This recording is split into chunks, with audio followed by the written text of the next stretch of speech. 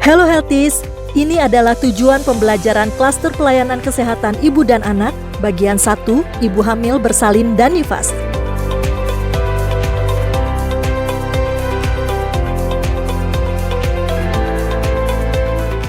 Mekanisme kerja klaster 2 ibu dan anak terdiri dari pelayanan kesehatan di dalam dan luar puskesmas sesuai gambar berikut.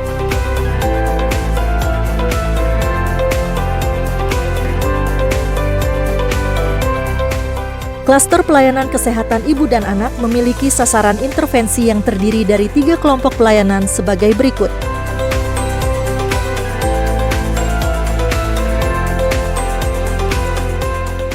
Pelayanan kesehatan ibu dan anak dilaksanakan secara terpadu dan berkesinambungan yang terdiri dari pelayanan kesehatan di dalam dan di luar puskesmas.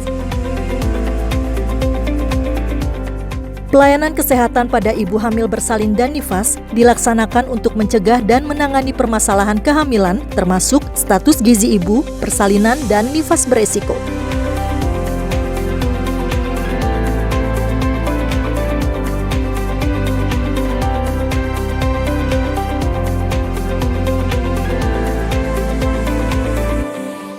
Pelayanan antenatal care atau ANC dilaksanakan terpadu dan komprehensif sesuai standar 10T plus USG.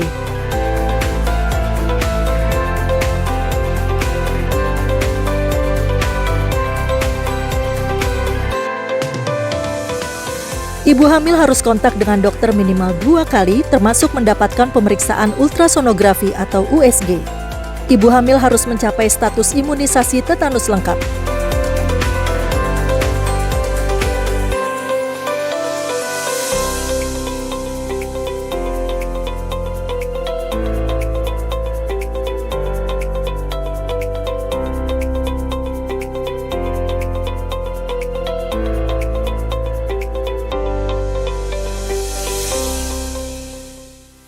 Ibu hamil mendapatkan screening TBC.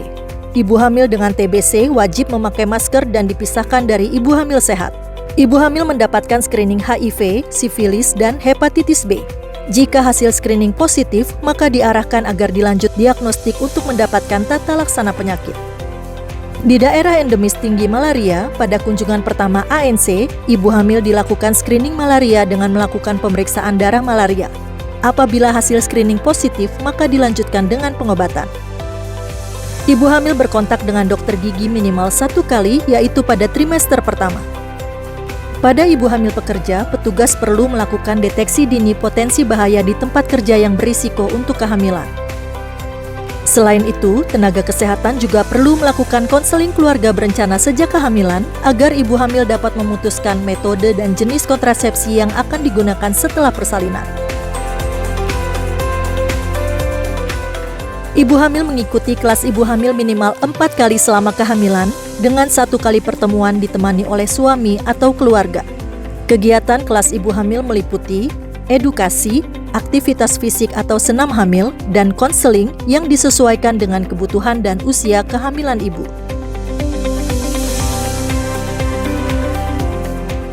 Ibu hamil kurang energi kronik dan kekurangan berat badan harus ditangani oleh dokter yang melakukan penegakan diagnosa, pengkajian etiologi, dan rujukan bila diperlukan.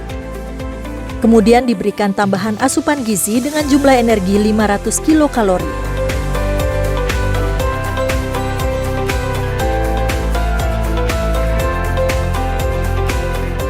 Persalinan harus dilakukan di fasilitas pelayanan kesehatan agar apabila terjadi komplikasi selama masa persalinan, maka dapat ditangani dengan cepat. Puskesmas dengan pelayanan obstetrik neonatal emergency dasar atau PONET harus siap 24 jam setiap hari untuk memberikan pelayanan persalinan atau pelayanan rujukan jika diperlukan. Pelayanan pasca persalinan atau nifas dilaksanakan minimal 4 kali dengan waktu kunjungan ibu dan bayi baru lahir bersamaan. Pelayanan nifas dilakukan terintegrasi. Pelayanan nifas pertama dilakukan di Fasyankes tempat persalinan. Selebihnya dapat dilakukan di Fasyankes lainnya atau melalui kunjungan rumah oleh tenaga kesehatan.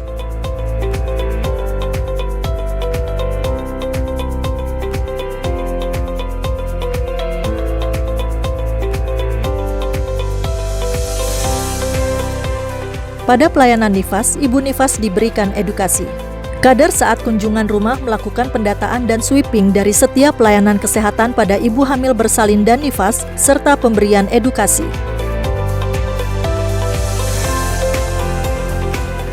Sasaran screening kekerasan terhadap perempuan dan anak adalah perempuan dan anak yang diduga atau dicurigai mengalami tindakan kekerasan. 3 metode screening dilakukan oleh tenaga kesehatan yang terlatih di Puskesmas dan Pustu. Pelayanan kesehatan gigi dan mulut pada ibu hamil bertujuan untuk memelihara dan meningkatkan kesehatan gigi dan mulut ibu hamil karena kondisi mulut pada ibu hamil dipengaruhi oleh hormon kehamilan, serta mengoptimalkan tumbuh kembang janin dan mencegah terjadinya kelainan kongenital tubuh khususnya dento-orofasial.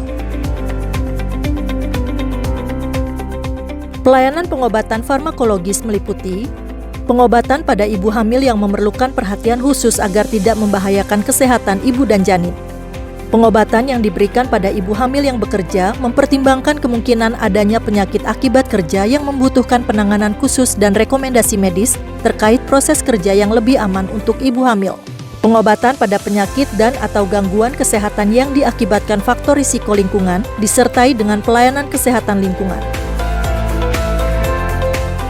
Pelayanan pengobatan non-farmakologis meliputi pelayanan kesehatan tradisional atau Yankestrat yang dapat diintegrasikan dengan pelayanan kesehatan ibu dan anak dalam rangka mendukung upaya promotif, preventif, kuratif, dan rehabilitatif.